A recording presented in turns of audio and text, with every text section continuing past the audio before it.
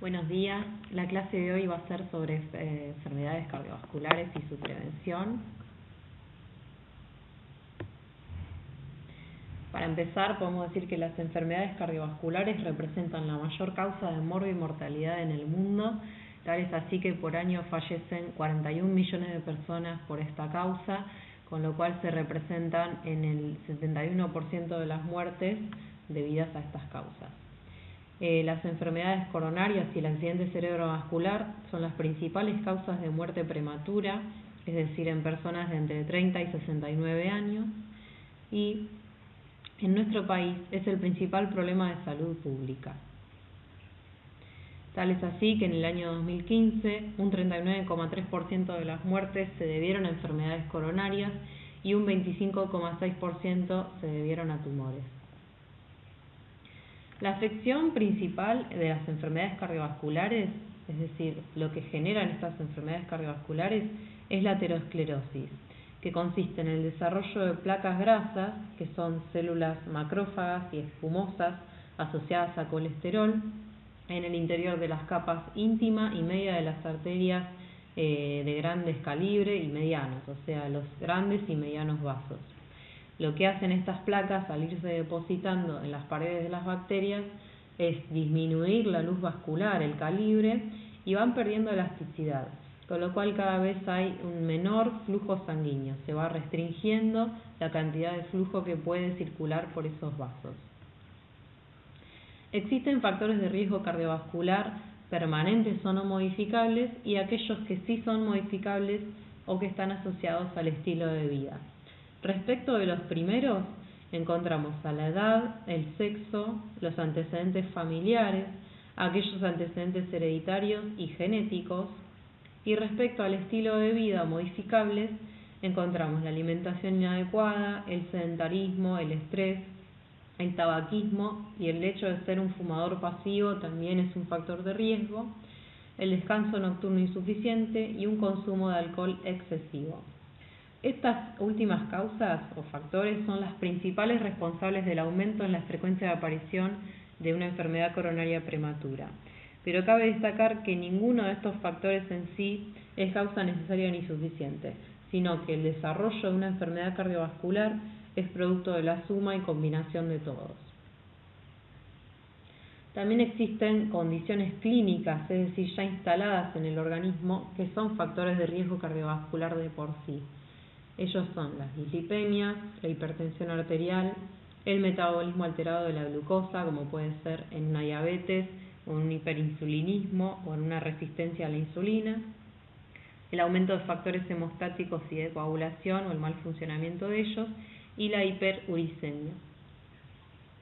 Respecto de la edad y sexo, en los hombres, tener más de 45 años ya es un factor de riesgo cardiovascular. En las mujeres esta edad se eleva en 10 años, es decir, en mujeres ser mayor de 55 años ya es un factor de riesgo cardiovascular. ¿Por qué esta diferencia? Porque los estrógenos en la mujer son hormonas que ayudan, entre otras cosas, a prevenir lesiones vasculares. Es por eso que después de la menopausia la mujer entra también como factor de riesgo cardiovascular. La alimentación inadecuada o de mala calidad es la principal causa ambiental de aterosclerosis coronaria, pero si logramos modificarla se va a reducir el riesgo de tener alguna enfermedad cardiovascular. Los principales problemas alimentarios de la población son un excesivo consumo de calorías y de productos altos en sal o de alto contenido de sodio, un gran consumo de grasas saturadas y alcohol, la escasa ingesta de vitaminas, minerales, fibra y sustancias bioactivas, que se dan sobre todo por un escaso consumo de frutas y vegetales, por un escaso consumo de legumbres, cereales integrales y semillas. Existe también una información sobre todo errónea o insuficiente sobre alimentación y nutrición, y también el hecho del sedentarismo. ¿Por qué es tan importante la actividad física? Porque aumenta la vascularización del músculo miocárdico y la fibrinólisis. Es decir, se retrasa la aparición de la aterosclerosis, de la aterogenia, aumenta el colesterol HDL y disminuye los triglicéridos, se reduce la presión arterial gracias a la actividad física, ayuda a controlar o reducir el peso corporal y mejora la tolerancia a la glucosa y la sensibilidad a la insulina.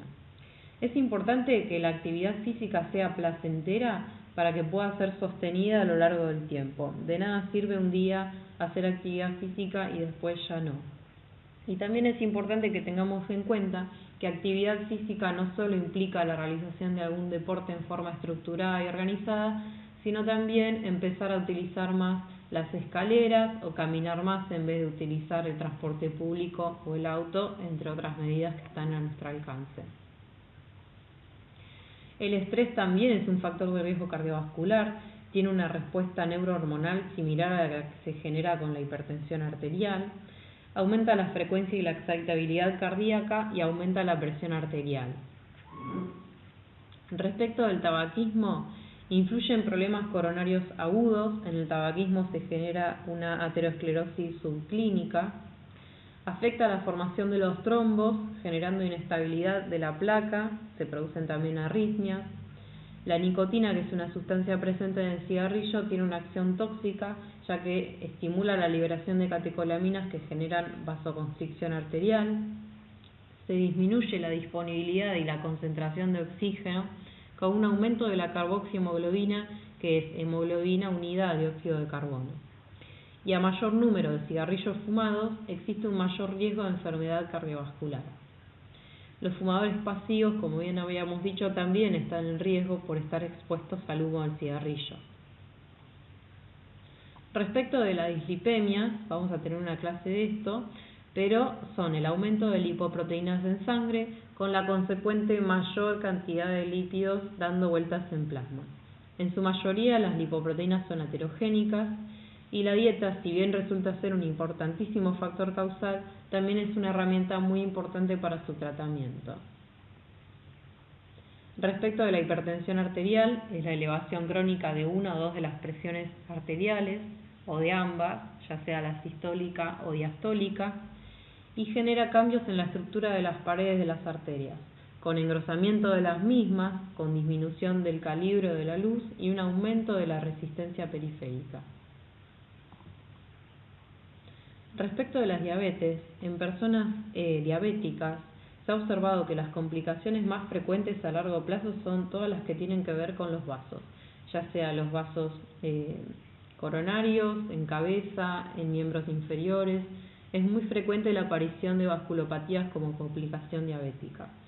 La diabetes tipo 2 está asociada a obesidad y alteración del perfil lipoproteico, con un aumento de los triglicéridos y disminución del HDL, y la glucosa aumentada en circulación, digamos en plasma, genera alteraciones en paredes de las arterias, porque se va a unir a las partículas, a las moléculas de colesterol LDL, las van a oxidar y van a hacer que sean menos reconocidas por los receptores de lipoproteínas en los tejidos, con lo cual van a seguir dando vueltas en plasma y por ende va a haber una mayor cantidad de lípidos circulantes.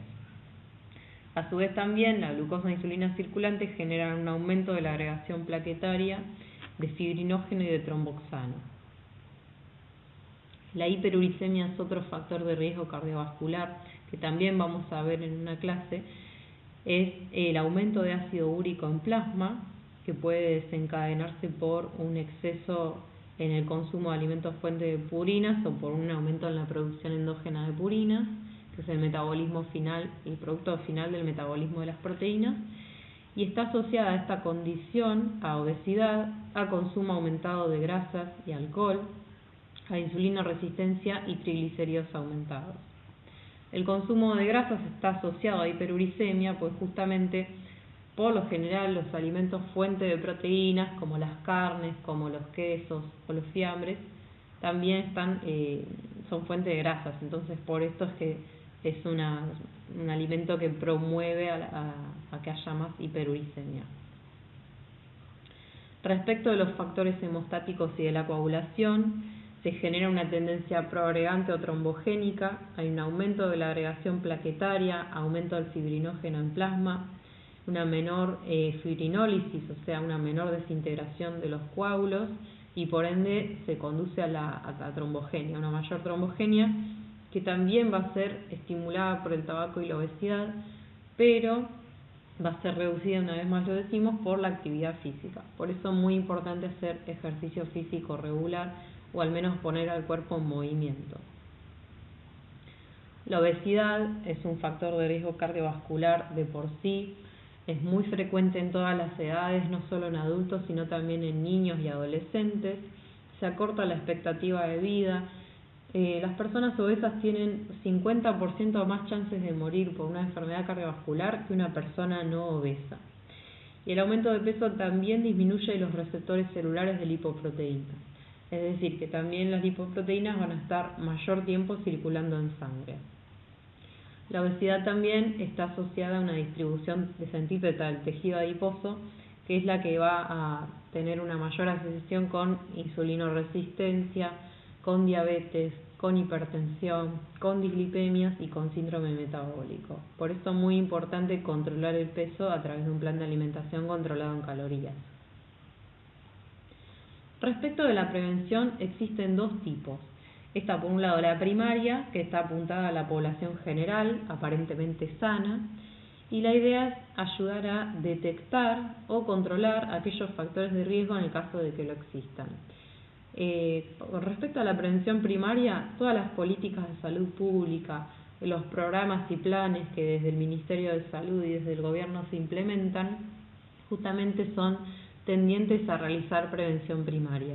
Está el Programa Nacional de Detección y Control de Enfermedades Crónicas No Transmisibles, programas para diabetes, siempre tienden a ayudar a la prevención de estas enfermedades. La prevención secundaria, por el contrario, se realiza sobre todo en personas que ya tuvieron algún evento cardiovascular, algún evento coronario, y la idea es evitar que vuelva a aparecer un nuevo evento. Lo que nos tiene que quedar claro es que para ambas prevenciones, tanto la primaria como la secundaria, vamos a implementar un plan de alimentación único que sirve para ambos casos. Los objetivos de este plan de alimentación son reducir la tendencia a la aterosclerosis en personas que están sanas o en aparente estado de salud, propiciar un retraso en la progresión de la enfermedad en aquellos individuos que ya tuvieron algún evento o que tienen uno o más factores de riesgo manifestados. Respecto de la energía a aportar, va a depender según el objetivo. Si están con normopeso, vamos a tender a mantener el peso; si están excedidos, vamos a buscar un descenso. Los hidratos de carbono siempre van a ser de predominio complejo, ya que los hidratos simples aumentan lo que son triglicéridos y las lipoproteínas VLDL. Respecto de los hidratos, hay que aportar entre un 50 y un 60% del BCT. Respecto de la fibra, vamos a tratar de llegar a los 25 a 30 gramos por día, con predominio de fibra soluble, ya que lo que hace es ligarse a los ácidos biliares y tratar de eliminar por excreción el colesterol. O sea, reduce la colesterolemia y además los productos de la fermentación por parte de bacterias en colon sobre la fibra lo que hacen es inhibir la síntesis de colesterol. Respecto de las proteínas, se trata de aportar un 15% del valor calórico total. Respecto de los lípidos, y esta es la modificación más importante, la idea es, si bien aportar normalmente entre 25 a 35% del BCT, hay que hacer hincapié en el tipo y calidad de ácidos grasos a aportar. Los ácidos grasos trans, la idea es no aportar, o al menos no aportar más del 1% del valor calórico total. Es un objetivo muy bajito, no hay que aportar en lo posible. Ácidos grasos saturados hasta un 7%, poliinsaturados hasta un 10% y monoinsaturados hasta un 20%. Respecto de los esteroles vegetales, que son sustancias con una estructura química similar al colesterol, con lo cual van a competir por su absorción, la idea es aportar 2 gramos por día. Suelen estar en semillas, en forma natural, en cereales integrales, en legumbres, pero si no también la industria los ha adicionado en algunos productos como leche, yogures y jugos. El tema es, con estos productos, tratar de que no tengan un gran aporte de azúcar, entonces fijarnos en eso, ¿no? Respecto del sodio, la idea es que sea un plan de hiposódico leve, es decir, que aporte entre 1500 a 2000 miligramos por día, evitando alimentos industrializados como fiambres, embutidos, quesos duros, productos de copetín y de panadería, enlatados, la sal de mesa sin control. Es decir, en este plan se va a poder aportar un poquitito de sal, pero en una cantidad limitada y controlada por día. Existen ciertos componentes del plan de alimentación que nos pueden ayudar a la prevención cardiovascular. Uno de ellos es el alcohol en cantidad moderada, ¿sí?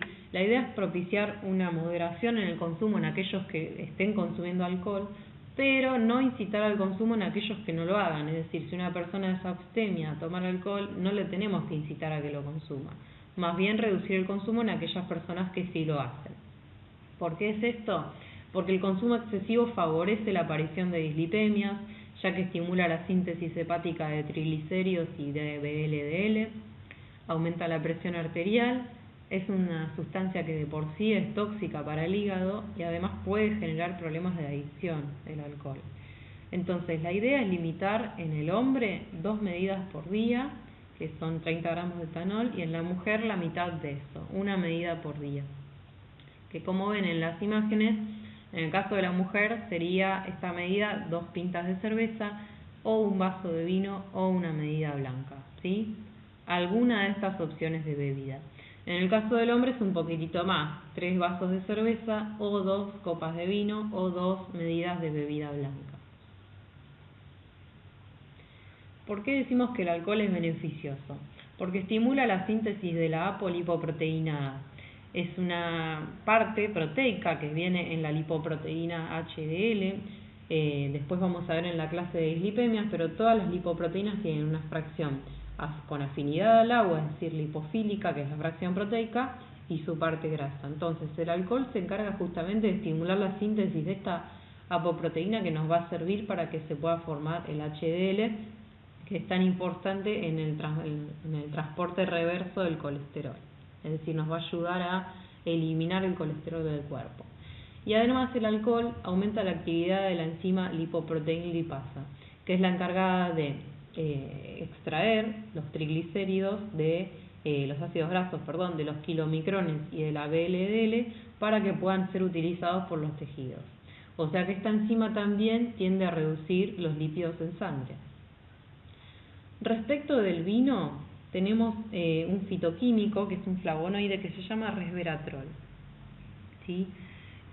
Lo que va a hacer es inhibir la oxidación de las LDL, ¿sí? Inhibe la agregación plaquetaria y la síntesis de eicosanoides, con lo cual vamos a evitar que se desencadene la cascada de la coagulación.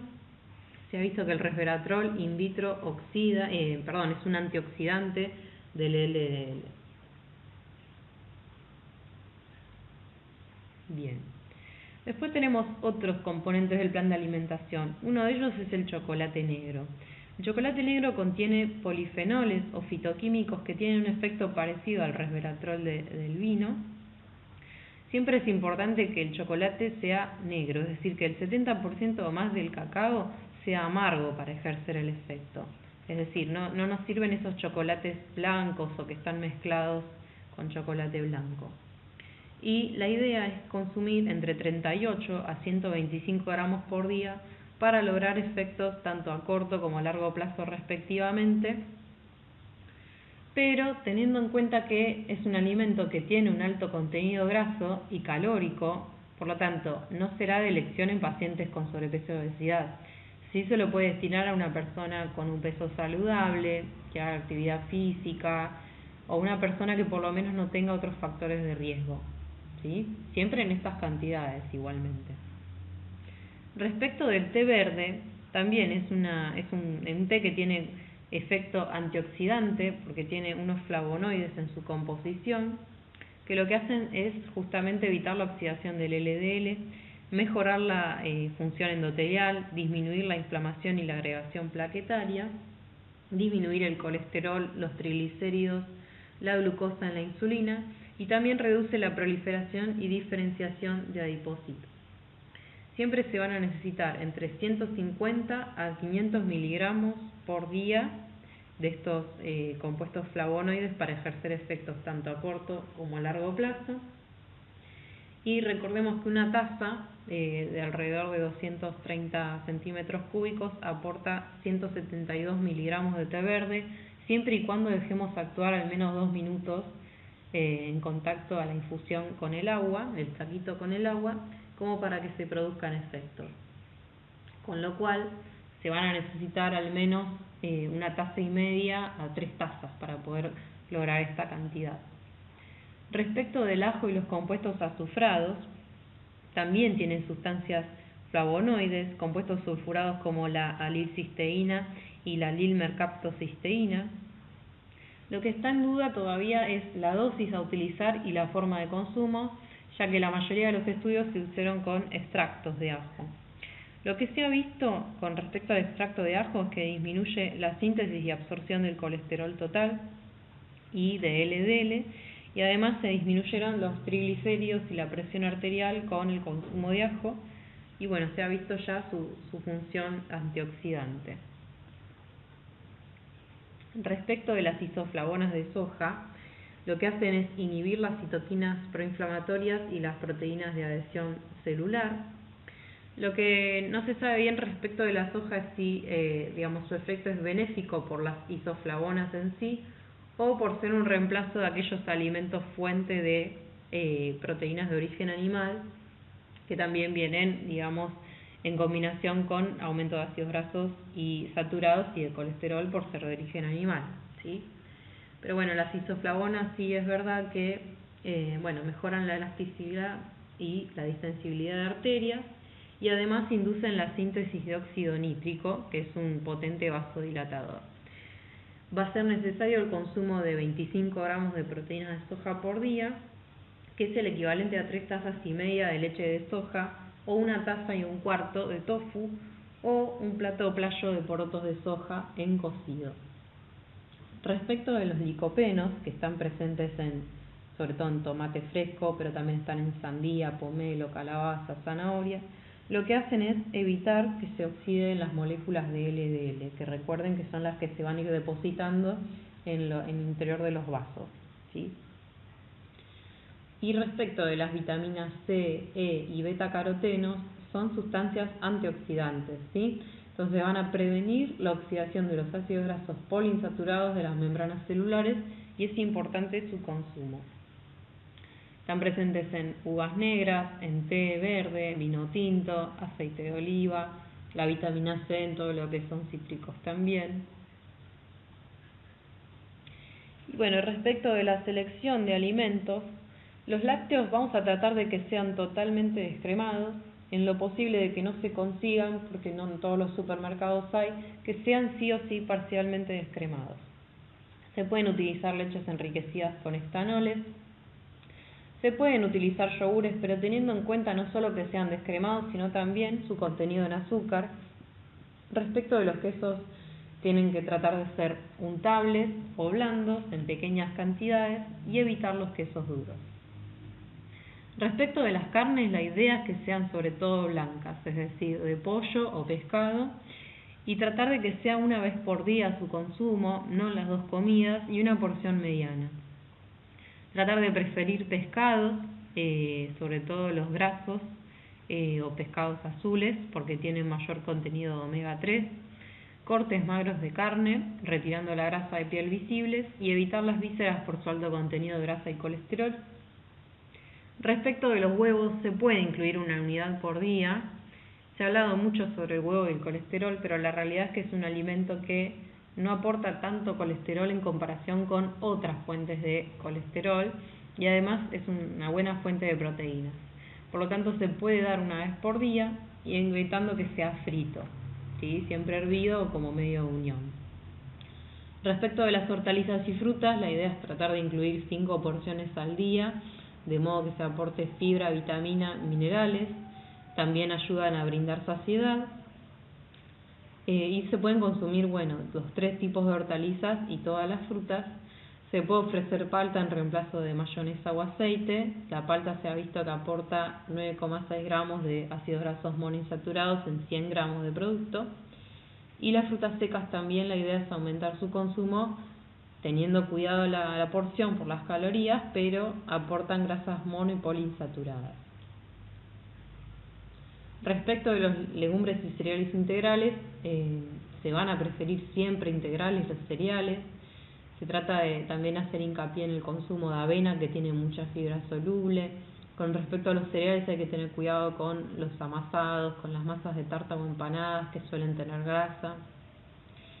Y las legumbres se pueden consumir, obviamente, estimular el consumo en aquellas personas que no lo vienen haciendo, pero sobre todo por su alto contenido de fibra, que nos va a brindar saciedad. Hay que controlar la porción, obviamente, porque la mayoría de las personas en prevención cardiovascular ya tienen un exceso de peso.